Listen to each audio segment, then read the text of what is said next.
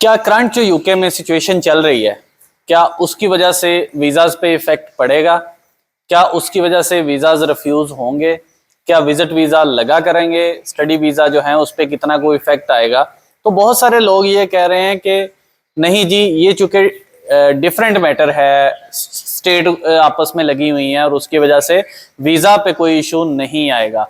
तो मैं आपको याद दिलाना चाहता हूं कि जब भी अभी प्रीवियस जब यूके की गवर्नमेंट ने वाइट पेपर इशू किया था और उसकी बेस पे बहुत सारी सजेशंस आई थी और उसकी बेस पे फर्दर उन्होंने कुछ वीज़ाज पे रिस्ट्रिक्शंस जो हैं वो लगाई थी, तो उसमें स्टडी वीज़ा पे तो कोई रिस्ट्रिक्शन नहीं थी।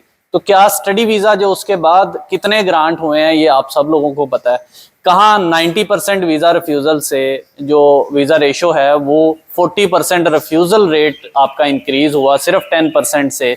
और जहाँ पे हमें ये पता होता था कि वीज़ा जो है वो हमारा 100% है, वहां पे जो वीज़ा है वो 60% पे अप्रूवल रेट आज तक का रह गया हुआ है।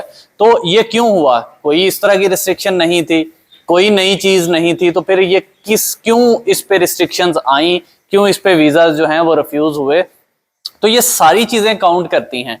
अब इस टाइम पे जो इशू बना हुआ है इसकी वजह से एक बड़ा जो है वो आपका कट आएगा वीज़ाज पे, अगर ये मैटर सॉर्ट डाउन नहीं होता और उसमें जो है वो कहीं पे कोई सोल्यूशन नहीं निकलता उसका अच्छा, जिसमें हमारी स्टेट जो है कोई रिस्पॉन्सिबल बिहेव नहीं करती। तो उस सूरत में ये आपको नजर आएगा कि आने वाले कुछ महीनों में आपके वीज़ाज पे किस तरह से इनका इफेक्ट पड़ेगा, चाहे वो आपका स्टडी वीज़ा है, चाहे वो आपका वर्क वीज़ा है और चाहे वो आपका विजिट वीज़ा है। विजिट वीज़ा वाली एप्लीकेशंस तो पहले ही बड़ी स्क्रूटनाइज हो गई हुई हैं, बहुत बड़ा नंबर रिफ्यूज हो रहा है और उसके साथ साथ जो है जो आने वाले वक्त में आपकी विजिट वीज़ा पे और इस तरह का इफेक्ट पड़ेगा, क्योंकि उनको पता है कि जब ये लोग यहाँ पे आते हैं तो यहाँ पे असाइलम क्लेम करते हैं। जो लोग स्टडी वीज़ा पे आते हैं, इतने पैसे दे के आते हैं, वो भी जो है वो असाइलम क्लेम कर रहे हैं। तो जो बंदा सिर्फ विजिट वीज़ा की फीस दे के 50 से 70 हज़ार में यूके आ रहा है तो उस पर किस तरह से वो यकीन कर सकते हैं?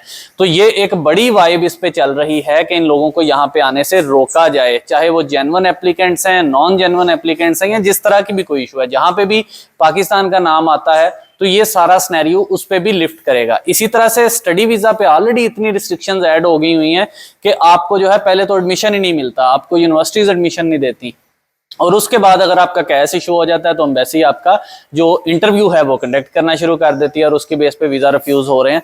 तो यहाँ पे ये बड़ा समझना ज़रूरी है कि इसकी वजह से आपको बहुत बड़ा सेटबैक फेस करना पड़ेगा। स्टूडेंट्स हो या कोई और बंदा हो, वो आपको यहाँ पे फील होगा कि ये बड़ा ब्रेक हुआ है, क्योंकि जिस तरह से बार बार वाइब आ रही है कि जो है वो इनके वीज़ा सारे कट कर दें, ऐसा नहीं हो सकता कि ओवरनाइट ये आपके सारे वीज़ाज बंद हो जाएंगे। बट सिक्योरिटी ना आपको बता के होती है ना हमें बता के होती है, वो आहिस्ता आहिस्ता चीज़ें खुद ही टाइट करते जाते हैं और उस पर जो आपका जो कट है वो आपको फिर बाद में नजर आता है 3 मंथ बाद, 6 मंथ बाद। तो अभी राइट नाउ जो एप्लीकेंट्स हैं, खासतौर पर स्टडी वीज़ा होल्डर वाले जिन्होंने वीज़ा एप्लीकेशन फाइल की हुई है, वो सिर्फ अपने इंटरव्यू पे फोकस रखें। अगर इंटरव्यू अच्छा प्रिपेयर कर लेते हैं तो वीज़ा लग जाएगा। यहाँ बहुत सारे स्टूडेंट्स के डायरेक्ट भी वीज़ाज आ रहे हैं तो बहुत अच्छी चीज़ है। नेक्स्ट जो जैन इनटेक वाले स्टूडेंट्स हैं जिन्होंने जनवरी में अप्लाई करना है, ये उन लोगों के लिए हो सकता है उतनी देर में कोई नया फिल्टर ये ऐड हो जाए इस सारे प्रॉब्लम की वजह से। अगर नहीं होता तो बहुत अच्छी चीज़ है, बट इसका एक ही चीज़ है, बार बार लोग पूछते हैं कि इफेक्ट आएगा, नहीं तो इफेक्ट इसका बहुत ज्यादा आएगा अगर ये मसला अनरिजॉल्व रहता है। Thank you so much.